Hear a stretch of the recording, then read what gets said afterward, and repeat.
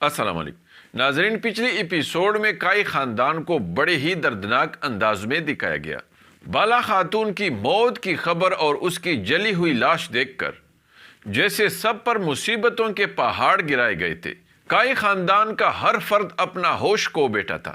اور سب کے سب شدید غم اور درد کی وجہ سے بے جان بت بنے ہوئے تھے اور ان کے آنکھوں سے آنسو ٹپک رہے تھے۔ یقیناً یہ مناظر دیکھتے ہوئے سارے مداح بھی اداس ہوئے ہوں گے اور شاید مداح دل ہی دل میں ڈر رہے تھے کہ کہیں سچ میں بالا خاتون کا خاتمہ نہ دکھایا جائے۔ لیکن پھر ایپیسوڈ کے آخر میں مداحوں کو بالا خاتون کے حوالے سے ایک بہت بڑا سرپرائز دیا گیا اور بالا خاتون کو زندہ دیکھ کر یقیناً مداحوں نے خوشی محسوس کی ہوگی۔ اور پھر جس انداز میں صوفیہ بالا خاتون کے گلے میں رسی ڈال کر اسے گھسیٹ گھسیٹ کر لے جا رہی تھی اور جس طرح قید خانے میں پھینکنے کے بعد وہ بالا خاتون کو ترسانے کے لیے اسے اذیت دے رہی تھی، تو یقیناً مداحوں کو صوفیہ پر حد سے زیادہ غصہ آیا ہوگا۔ لیکن اس کے ساتھ ساتھ پہلی بار سب کو صوفیہ پر ترس بھی ضرور آیا ہوگا کہ جب وہ شدید غم کی وجہ سے روتے ہوئے بالا خاتون کو یہ بتا رہی تھی کہ تم لوگوں نے میری نسل ختم کر دی ہے، اس لیے میں تم لوگوں سے شدید انتقام لوں گی۔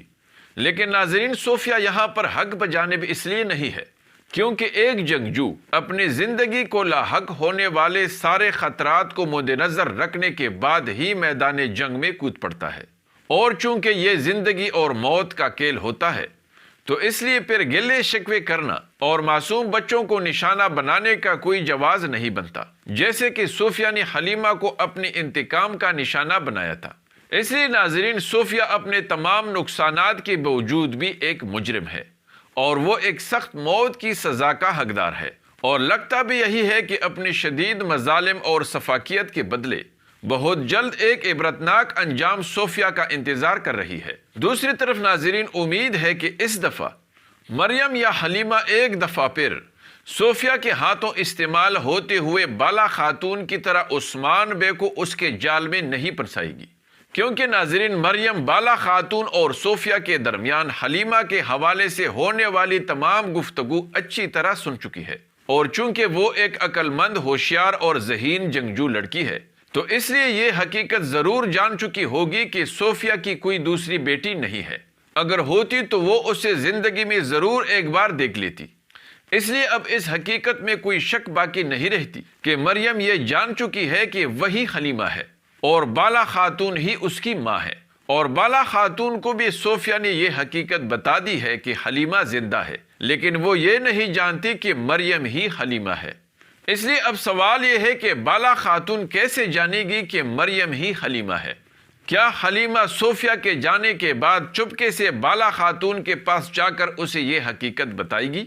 اور کیا وہ بالا خاتون کو یہ دلاسا بھی دے گی کہ بہت جلد وہ اسے اس قید سے رہا کرنے والی ہے، یا پھر وہ چپکے سے کسی کو بتائے بغیر وہاں سے نکل جائے گی؟ دوسری طرف ناظرین، بیگم خاتون کو اپنے خیمے میں شدید غصے میں روتے ہوئے اور سرداری کی انگوٹھی کو دیکھتے ہوئے دکھایا گیا ہے، تو اس کی کیا وجہ ہو سکتی ہے؟ کیا اسے اپنی سرداری، اپنا دبدبہ خاک میں ملتا ہوا نظر آ رہا ہے؟ اور یہی وجہ ہو سکتی ہے کہ کچھ زیادہ پانی کی لالچ میں وہ اپنی عزت، اپنی ساکھ، اپنا بھائی، اپنا قبیلہ اور اپنا سب کچھ کھونے پر یہ ماتم کر رہی ہوگی،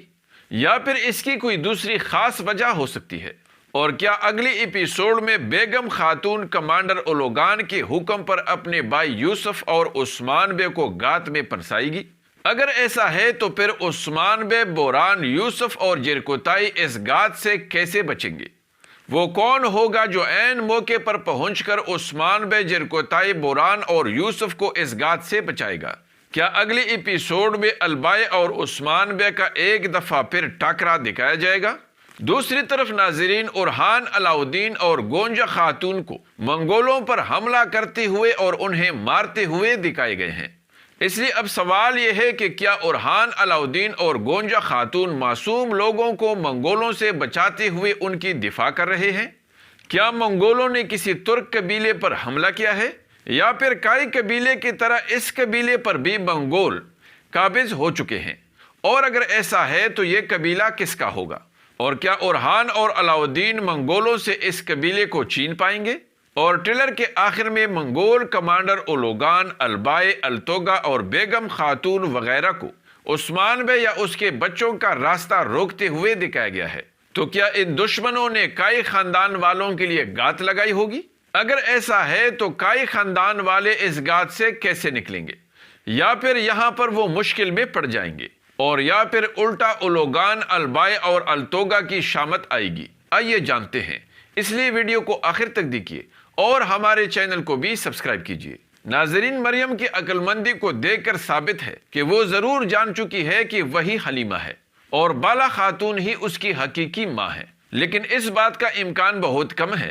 کہ وہ جذبات میں آ کر صوفیہ کے قید خانے سے نکلنے کے بعد بالا خاتون کے پاس جائے گی اور اسے یہ بتائے گی کہ وہی حلیمہ ہے۔ البتہ وہ سمجھداری سے کام لیتے ہوئے سب سے پہلے عثمان بے کے پاس جا کر اسے بالا خاتون کے زندہ ہونے اور صوفیہ کے قید میں ہونے کی خبر دے گی، اور ساتھ ساتھ اسے صوفیہ کا ٹھکانہ بھی بتائے گی، کیونکہ ناظرین مریم اتنی تو سمجھدار ہے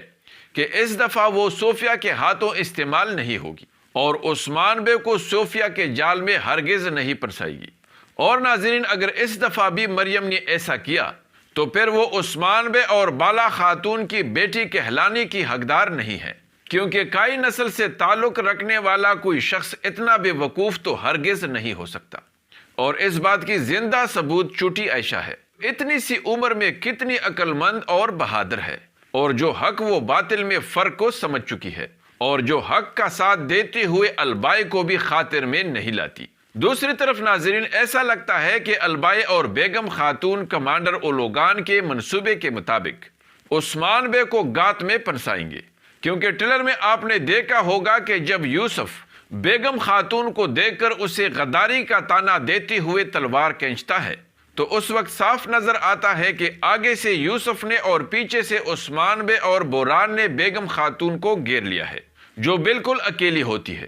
لیکن جب وہ منگول سپاہیوں کو آواز دیتی ہے تو جھاڑیوں میں چھپے ڈھیر سارے منگول سپاہی نکل آتے ہیں، اور اچانک البائی بھی نمودار ہو جاتا ہے۔ تو اس سے ثابت ہے ناظرین کہ یہ منصوبے کے مطابق ایک گات ہی ہے جو کہ عثمان بے کے لیے لگایا گیا ہے۔ لیکن ناظرین، عثمان بے اس گات سے آسانی سے نکل جائیں گے، کیونکہ اتنے ڈھیر ساری منگول سپاہی دیکھ کر عثمان بے سمجھداری کا مظاہرہ کرتے ہوئے پیچھے ہٹنے کو ہی ترجیح دیں گے، اور بیگم خاتون کو جو اپنی خیمے میں روتے ہوئے اور سرداری کی انگوٹھی کو دیکھتے ہوئے دکھایا گیا ہے، تو شاید یہ انگوٹھی اس کے بھائی یوسف کی ہے، جس کا طعنہ سننے کے بعد اس انگوٹھی کو دیکھتے ہوئے شاید بیگم خاتون کو اپنا ماضی یاد آ رہا ہے، اور وہ یہ سوچ کر شدید پچھتا رہی ہے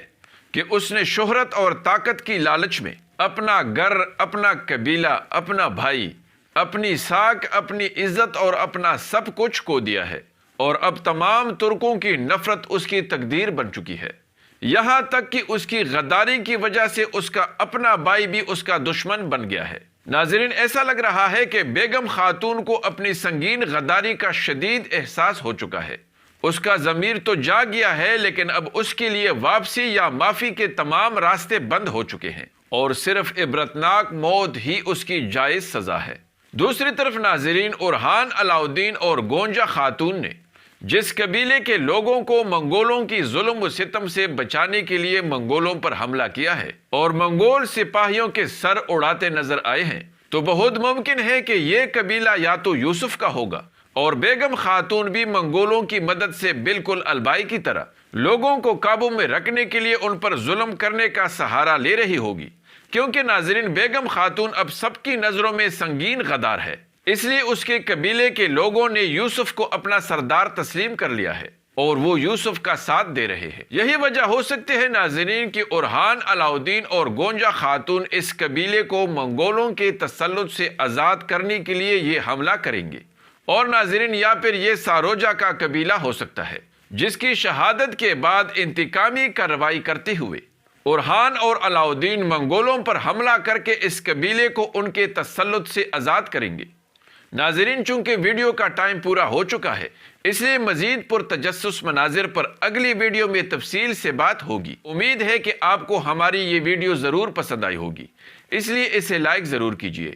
اگلی ملاقات تک خدا حافظ۔